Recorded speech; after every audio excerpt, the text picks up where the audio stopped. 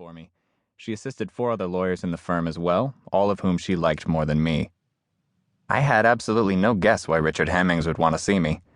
I was a 29-year-old, 6th-year associate in the corporate litigation section of Carlson, Miller, and Timmerman, while he was a senior partner in the bankruptcy section. In non-law firm parlance, when it came to dumping work on people, he was a dumper and I was a dumpee. But we worked in very different dumping grounds. We also worked on different floors in our Newark, New Jersey office building. I was a second-floor guy with a view of the second floor of the building right next door. He was the 10th-story guy, which was as high as it went, with a view on one side of glorious downtown Newark, and a clear sightline to the airport on the other side. I went right up, and his assistant ushered me directly into his office. He was looking out the window and turned when he heard me. "Jamie," he said, although he had never met me. He must have just known that he had sent for a Jamie and figured I must be him. He might even have known that my last name was Wagner. Those are the kind of smarts that partners have. "Mr. Hemmings," I responded, keeping the conversation humming.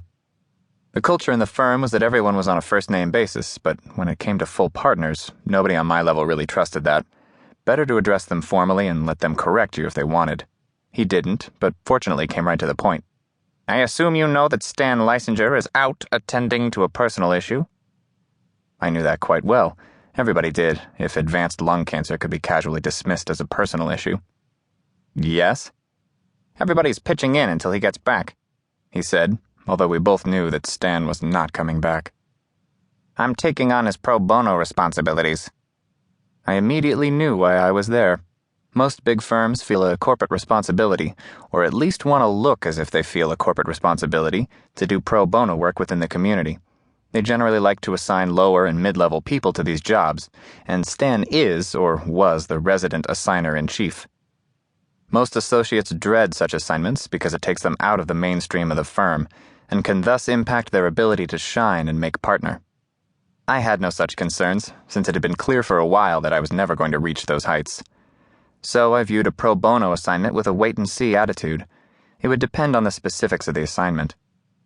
"It's with legal aid," he said, as my feelings went from mixed to outright negative.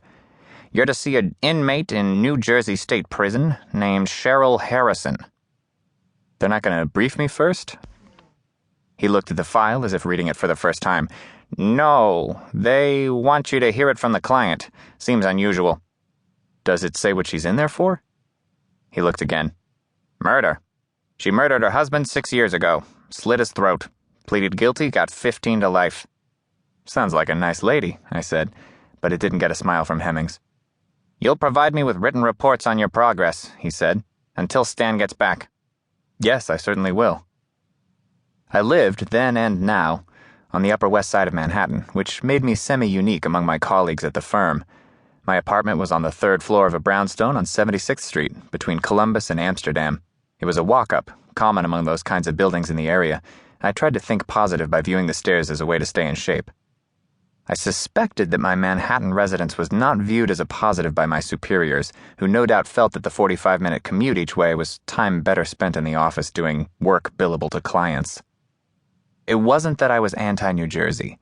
I was pro-New York. If I wanted a pizza at 11 p.m., I didn't want to have to preheat an oven. I wanted to go downstairs and get one. Also, my favorite bars to hang out in were in New York, though I never really gave the Jersey bars a chance. I felt at home in Manhattan, on its streets, in its restaurants, with its women. And if a woman came in one night from Queens, that was fine as well. The truth is that I would willingly date a woman from any of the 5 boroughs, with the obvious exception of Staten Island. Even that would be fine if not for the fact that at some point I'd have to take her home, or meet her parents, or something like that. I've heard that people never come back from there. I was and am a Manhattan snob, and that's where I'd soon be looking for a job. I was reaching that point at my tenure in the firm where one was either made a partner or encouraged to leave. I was certainly going to receive such encouragement, and I wasn't going to move to any job I couldn't commute to by subway or feet. I got home from work at about 7:45, which was fairly typical. The phone was ringing as I was walking in the door. It was my friend Ken Bollinger, asking if I wanted to meet him for the first of what would become quite a few drinks. Ken was and is an investment banker, on track to make ridiculous amounts of money, none of which he was willing to spend. He actually ordered beer based on price. "Not tonight," I said. "I've got to be at New Jersey State Prison for Women first thing in the